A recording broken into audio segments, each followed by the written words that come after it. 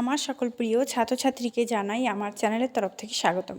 তো স্টুডেন্ট, আজকে আমি আলোচনা করব তোমরা যারা কোচবিহার পঞ্চানন বর্মা ইউনিভার্সিটির আন্ডারে পড়াশোনা করছো, তোমাদের সিবিসিএস 6 সেমিস্টার স্টুডেন্ট যারা আছো এবং যাদের রয়েছে ডিএসই বেঙ্গলি, আজকে আমি সাজেশান নিয়ে আলোচনা করব। অনেকেই কমেন্ট করছিলে যে দিদি সাজেশানটা দিলে খুব ভালো হয়, পড়তে সুবিধে হয়।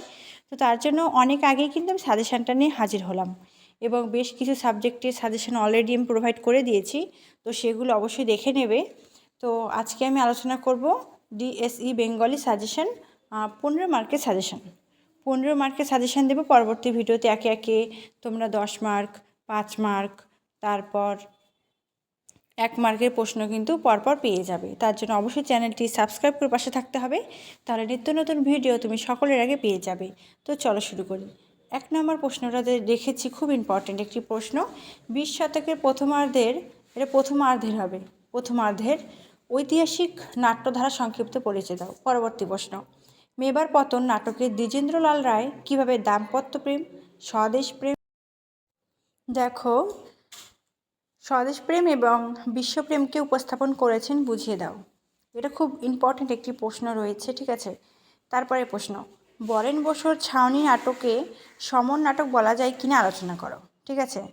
তারপর রবীন্দ্রনাথ ঠাকুরের একটি সংক্ষিপ্ত পরিচয় দাও।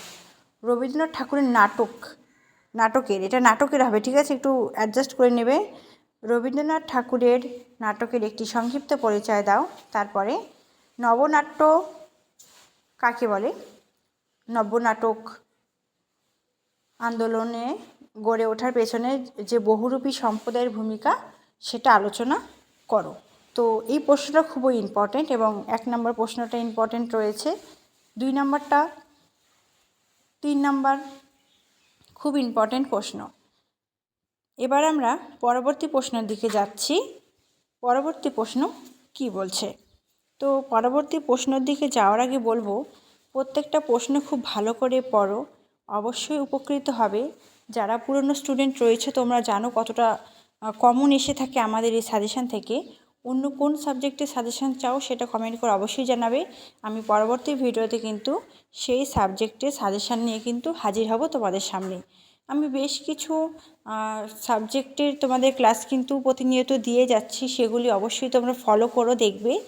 এবং তোমাদের পরীক্ষার বেশ কিছুদিন সময় রয়েছে, অবশ্যই সময় রয়েছে, কিন্তু তোমাদেরকে অবশ্যই ভালো করে পড়তে হবে, না হলে কিন্তু হবে না। এটা তোমাদের লাস্ট সেমিস্টার, অবশ্যই ভালো করে ভালো রেজাল্টটা করতে হবে তোমাদের। এবার কিছুতেই ব্যাক পেপার আনা যাবে না, সেটা সকলেই জানো। আমি প্রত্যেকটা ভিডিওতে সেম কথা বলি, তো তোমাদের সুবিধার্থে। এবার আমরা পরবর্তী যে প্রশ্ন রেখেছি 6 নম্বরে, সেই প্রশ্নটা দেখে নেব। দেখো, আমি 6 নম্বরে তোমাদের জন্য প্রশ্নটা রেখেছি, খুব ইম্পর্টেন্ট। নাট্যকার দ্বিজেন্দ্রলাল রায়ের মেবার পতন, নাট্যকার দ্বিজেন্দ্রলাল রায়ের মেবার পতন নাটকটির গানগুলি উপযোগিতা দেখাও। খুব ইম্পর্টেন্ট একটি প্রশ্ন রয়েছে। পরবর্তী প্রশ্ন, বরেন বসুর ছাউনি নাটকটির অন্তত 2টি চরিত্র অবলম্বনে চরিত্র সৃষ্টিতে